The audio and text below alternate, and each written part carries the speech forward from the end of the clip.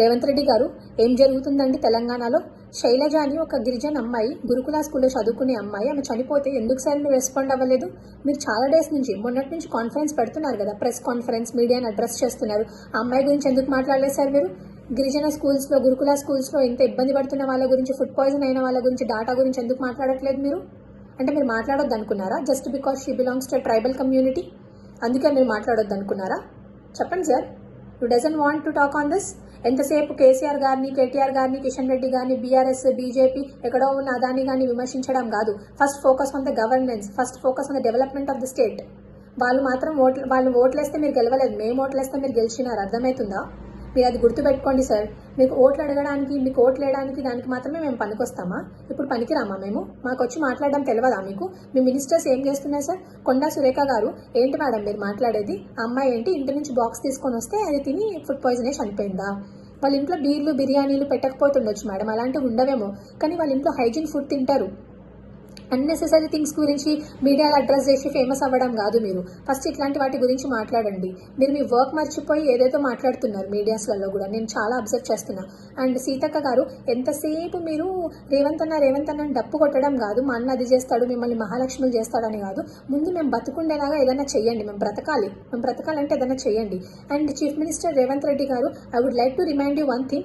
The role of a chief minister should be very high. అంటే Chief Minister should be responsible for the development of the state. He should not be responsible for the suffering in the state. Okay?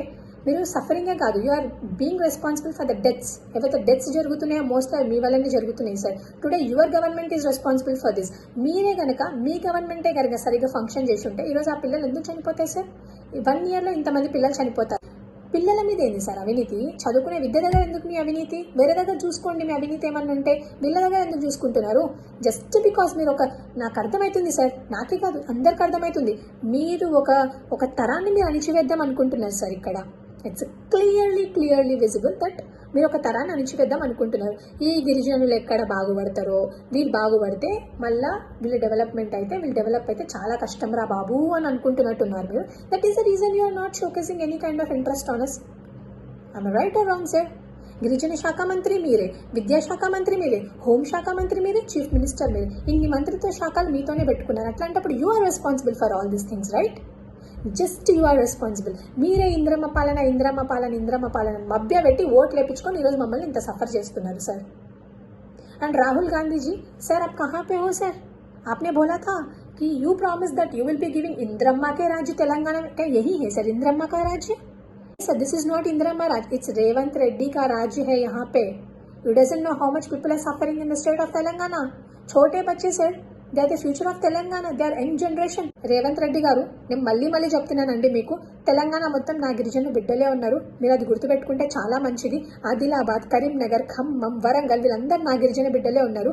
నా గిరిజన బిడ్డలు తలుచుకుంటే మీరు అనుకుంటున్నారేమో పొలాలల్లా సలికే గడ్డపార తీసుకొని వీళ్ళు పొలాలు చేసుకునే వాళ్ళు అనుకుంటున్నారేమో. వాళ్ళు తలుచుకుంటే చెక్కేస్తారు సార్. అవే గడ్డపార సలికా తీసుకొని చెక్కేస్తారు. వాళ్ళు ఎవరిని చెక్కేస్తారు?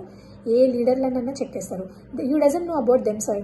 కొంచెం ఆలోచించుకోండి. మీరు చేసే పనులు ఎలా ఉన్నాయి ఏంటనేది, మీకు గవర్నెన్స్ ఎట్లుందో ఆలోచించుకోండి. మీరు గిరిజనులను ఎంత అణిచివేయాలనుకున్నా మేము అణచబడము. ఆ అమ్మాయికి జస్టిస్ జరగాలి. జస్టిస్ జరిగే వరకు మా పోరాటం ఆగదు. మేము పోరాడుతూనే ఉంటాం. ఆ అమ్మాయికే కాదు, నెక్స్ట్ ఏ విద్యార్థికి కూడా అట్లా జరగదు సార్.